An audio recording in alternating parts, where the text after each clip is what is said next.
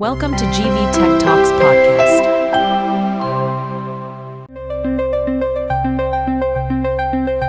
नमस्कार। नमस्कार। जरा सोचिए, हम सड़क पर चल रहे हों और अचानक एक कुत्ता भौंकता हुआ दौड़ पड़ता है।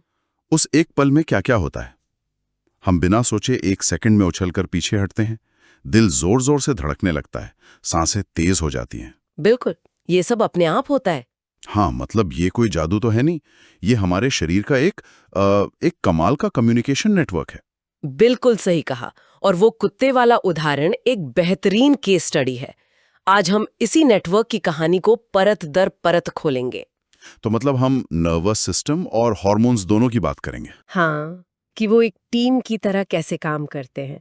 और ये भी देखेंगे कि पौधे जिनमें दिमाग या नसें नहीं होती, वो अपनी दुनिया के साथ कैसे तालमेल बिठाते हैं। बढ़िया। अब तो चलिए उस एक पल से शुरू करते हैं जब कुत्ते ने भौंका और मैं पीछे हटा। मैं सच में सोच भी नहीं पाया था, शरीर ने खुद ही रिएक्ट किया।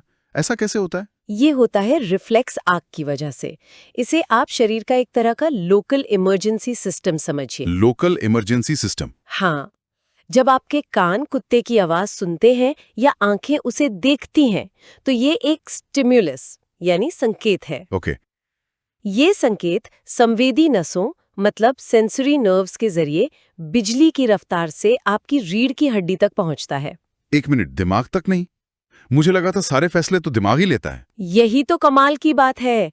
ऐसी इमरजेंसी सिचुएशन में स्पाइनल कॉर्ड दिमाग तक सिग्नल भेजने और जवाब का इंतजार करने में वक्त बर्बाद नहीं करता। अच्छा। वो एक लोकल मैनेजर की तरह काम करता है, तुरंत फैसला लेता है और मोटर नर्व्स यानी मोटर न्यूरॉन्स के जरिए आपकी टांगों की मसल्स को पीछे हटने का आदेश भेज देता है। वाह, मतलब ये सब पलक झपकने से भी तेज होता होगा। बिल्कुल, इसीलिए तो इसे अनैच्छिक रिफ्लेक्स या इनवॉलंटरी रिफ्लेक्स कहते हैं। ठीक है, तो अगर स्पाइनल कॉर्ड ने ही मुझे पीछे हटा दिया, तो फिर मुझे डर का एहसास कैसे और कब हुआ? वो जो दिल धड़कने लगा, वो तो बाद की बात है। बहुत अच्छा सवाल है।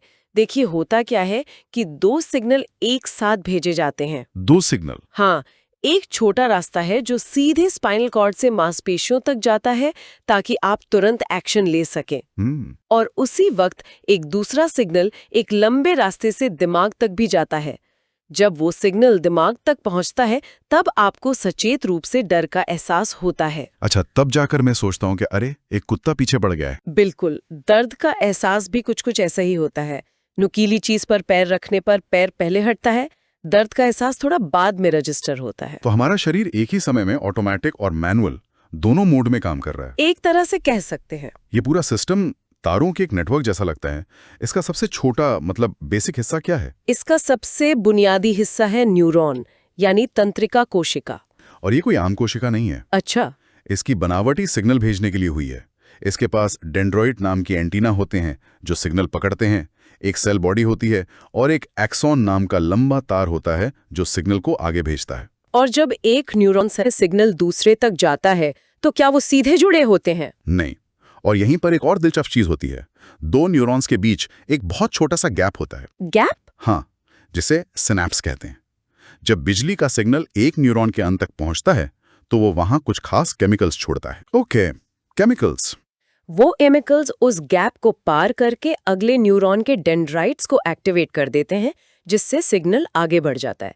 ये एक रिले रेस की तरह है ना? हाँ, जहां बैटन एक केमिकल सिग्नल है। समझ गया। ठीक है, तो अब मैं कुत्ते से दूर सुरक्षित खड़ा हूं, लेकिन मेरा दिल अभी भी रेस लगा रहा है। सांसें तेज हैं। अब यहां क्या हो रहा है? अब खेल में शरीर का दूसरा बड़ा कंट्रोल सिस्टम उतर आया है। कौन सा? ऑटोनॉमिक नर्वस सिस्टम, और उसके साथ ही एंडोक्राइन सिस्टम मतलब हार्मोन्स। अच्छा। जैसे ही आपके दिमाग को खतरे का सिग्नल मिला, उसने शरीर का गो बटन दबा दिया। ये गो बटन है आपका sympathetic nervous system. Sympathetic system? ये तो सुनने में बड़ा दोस्ताना सा लगता है। हंसते हुए, नाम पर मत जाइए। ये लड़ो या भागो वाला सिस्टम है। फाइट और फ्लाइट। फाइट और फ्लाइट, ओके। जरूरी क्रियाओं को रोक देता है। और ये सब सिंपैथेटिक सिस्टम करता है? हाँ, और इस सिस्टम को असली पावर मिलती है एक केमिकल से जिसका नाम है एड्रेनालिन। ओह, एड्रेनालिन रश, जो हम अक्सर सुनते हैं। बिल्कुल वही। आपके सिंपैथेटिक सिस्टम के सिग्नल पर किडनी के ऊपर बैठी एड्रीनल ग्रंथियां खून में सीधे एड्रेनालिन हार्मोन छोड़ देती हैं। तो ये नर्वस सिग्नल से अलग है? हाँ, ये थोड़ा धीमा है, लेकिन इसका असर ज्यादा देर तक और पूरे शरीर पर होता है। ये नर्वस और हार्मोनल सिस्टम के टीम वर्क का एक परफेक्ट उदाहरण है। तो मतलब नर्वस सिस्टम एक तेज ईमेल की तरह है और हार्मोनल सिस्टम एक ब्रॉडकास्ट मैसेज की तरह। बहुत अच्छा एनालॉजी है। तो जब खतरा टल जाता है तो इस रेसिंग कार को रोकता कौन है? कोई ब्रेक भी तो होगा? बिल्कुल, ब्रेक का नाम है पैरासिम्पैथेटिक नर्वस सिस्टम। पैरासिम्पैथेटिक? हाँ, जब आपका दिमाग तय कर लेता है कि अब आप सुरक्षित है, तो ये सिस्टम एक्टिवेट होता है। ये दिल की धड़कन को धीमा करता है, सांसों को सामान्य करता है और पाचन को फिर से शुरू करता है। यानी आराम और पाचन वाला मोड, रेस्ट एंड डाइजेस्ट। बिल्कुल, ये दोनों सिस्टम मिलकर शरीर में एक संतुलन बनाए रखते हैं। ये तो कमाल का बैलेंस है। आपने हार्मोन्स की बात की, एड्रेनालिन के अलावा भी तो शरीर में कई हार्मोन्स होते होंगे। बिल्कुल, हार्मोन्स हमारे शरीर के केमिकल मैसेंजर हैं, जैसे पैनक्रियाज यानी अग्न्याशय इंसुलिन और ग्लूकागॉन बनाता है, जो ब्लड शुगर को कंट्रोल करते हैं ना। डायबिटीज इसी से जुड़ा है। सही कहा। वैसे ही पुरुषों में टेस्टोस्टेरोन हार्मोन दाढ़ी, मूंछ और भारी आवाज के लिए जिम्मेदार है। थायराइड ग्रंथि से निकलने वाला थायरॉक्सिन हमारी ग्रोथ और मेटाबॉलिज्म को कंट्रोल करता है। पर शरीर को कैसे पता चलता है कि कब कौन सा हार्मोन बनाना है और कब रोकना है? इसके लिए शरीर के पास एक बहुत ही स्मार्ट ऑटोमेटिक सिस्टम है, जिसे फीडबैक मैकेनिज्म कहते हैं। Feedback mechanism? हाँ, इसे अपने घर के एसी के थर्मोस्टैट जैसा समझिए। आप तापमान 24 डिग्री पर सेट करते हैं। जब कमरा 24 डिग्री पर पहुंच जाता है तो एसी का कंप्रेसर बंद हो जाता है, और जब गर्मी बढ़ती है तो फिर से चालू हो जाता है। ठीक इसी तरह जब आपके खून में शुगर बढ़ती है तो पैंक्रियाज को ज्यादा इंसुलिन बनाने का सिग्नल मिलता है। जब इंसुलिन शुगर को कम करके लेवल नॉर्मल कर देता है तो पैंक्रियाज को सिग्नल मिलता है कि अब इंसुलिन बनाना कम कर दो।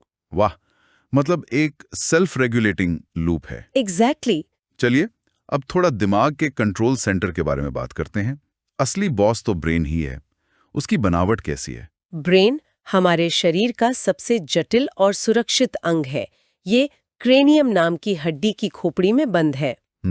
और उसके अंदर भी मेनिंजीज नाम की 3 परतें हैं और उनके बीच एक खास तरल सेरेब्रोस्पाइनल फ्लूइड भरा है, जो इसे एक कुशन की तरह झटकों से बचाता है। और इसके हिस्से कितने हैं?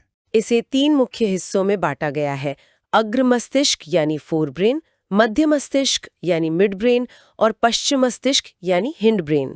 अग्र मस्तिष्क, ये सबसे बड़ा हिस्सा लगता है। हाँ, और यही वो हिस्सा है जो हमें इंसान बनाता है।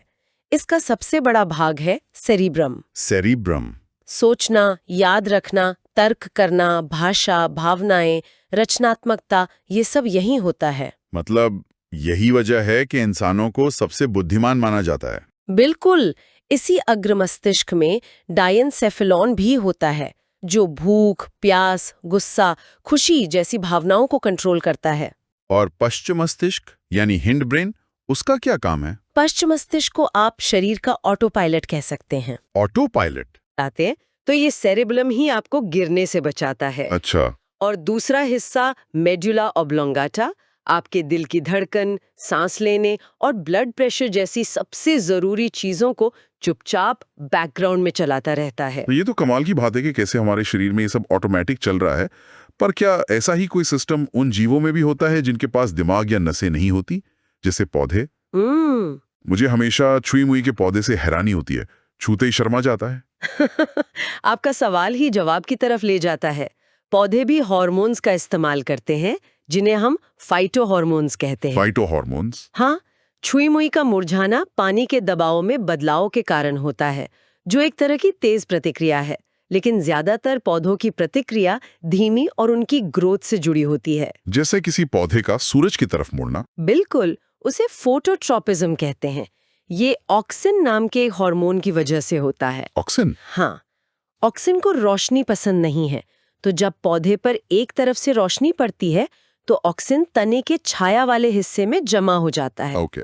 ऑक्सिन का काम है कोशिकाओं को लंबा करना, तो छाया वाले हिस्से की कोशिकाएं तेजी से लंबी होती हैं, जिससे तना रोशनी की तरफ झुक जाता है। ये बहुत ही स्मार्ट डिजाइन है। और जड़ें, वो तो नीचे की तरफ जाती हैं। हाँ, जड़ें प्रकाश से दूर और गुरुत्वाकर्षण की तरफ बढ़ती हैं। इसे जियोट्रॉपिज्म कहते हैं। और पानी की तरफ भी तो जाती हैं। हाँ, उसे हाइड्रोट्रॉपिज्म कहते हैं।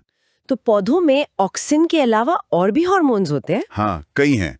जैसे साइटोकाइनिन कोशिकाओं के विभाजन को बढ़ावा देता है, जिससे नई कलियां निकलती हैं। अच्छा। गिब्बेरेलिन तने की लंबाई बढ़ाता है। अच्छा। एब्सिसिक एसिड एक तरह का ब्रेक है, ये ग्रोथ को रोकता है। और एथिलीन जो एक गैस है, वो फलों को पकाने का काम करती है। तो अगर कोई माली बौने पौधे को लंबा करना चाहे तो गिब्बेरेलिन का इस्तेमाल कर सकता है। आपने बिल्कुल सही समझा। इन हार्मोन्स का खेतीबाड़ी में बहुत इस्तेमाल होता है। बड़े फूल उगाने के लिए ऑक्सिन, बीजों को स्टोर करने के लिए एब्सिसिक एसिड, सब कुछ। मतलब पौधे बिना दिमाग के भी अपने पर्यावरण के साथ कितना गहरा समन्वय रखते हैं। वाकई हैरान करने वाला है। तो उस एक कुत्ते के भौंकने से शुरू हुई हमारी चर्चा पौधों के हार्मोन्स तक पहुंच गई। हमने देखा कि कैसे हमारा शरीर और पौधे दोनों ही एक अविश्वसनीय रूप से जटिल और समन्वित मशीन की तरह काम करते हैं। बिल्कुल। नर्वस सिस्टम की बिजली की गति से लेकर हार्मोन्स के धीमे लेकिन शक्तिशाली असर तक सब कुछ मिलकर जीवन को संभव बनाता है। ये तो है। और अगर हम इसे और बड़ी तस्वीर से जोड़कर देखें तो ये समन्वय और भी गहरा है। हमने दिमाग की बात की, जिसे हम अपना पहला दिमाग मानते हैं। हाँ। पर क्या आप जानते हैं कि वैज्ञानिक हमारे पाचन तंत्र यानी गट को दूसरा मस्तिष्क कह रहे हैं? दूसरा मस्तिष्क पेट में? ये कैसे हो सकता है? आपको शायद यकीन न हो, लेकिन हमारी आंतों की दीवारों में 10 करोड़ से ज्यादा न्यूरॉन्स का एक विशाल नेटवर्क है। 10 करोड़? हाँ, ये हमारी पूरी स्पाइनल कॉर्ड में मौजूद न्यूरॉन्स से भी ज्यादा है। ये नेटवर्क सिर्फ पाचन को ही कंट्रोल नहीं करता, बल्कि ये हमारे मूड, हमारी भावनाओं और हमारी इम्यूनिटी को भी बहुत गहराई से प्रभावित करता है। वो जो कहते हैं ना गट फीलिंग, शायद वो सिर्फ एक कहावत नहीं है। शायद बिल्कुल नहीं। और यही आज का विचारणीय प्रश्न है। अगर हमारे पेट में एक दूसरा मस्तिष्क है जो हमारी सोच को प्रभावित कर रहा है, तो हमारे शरीर के और कौन से हिस्से हैं जो हमारी चेतना और भावनाओं को उन तरीकों से नियंत्रित कर रहे हैं जिन्हें हम अभी समझना शुरू ही कर रहे हैं।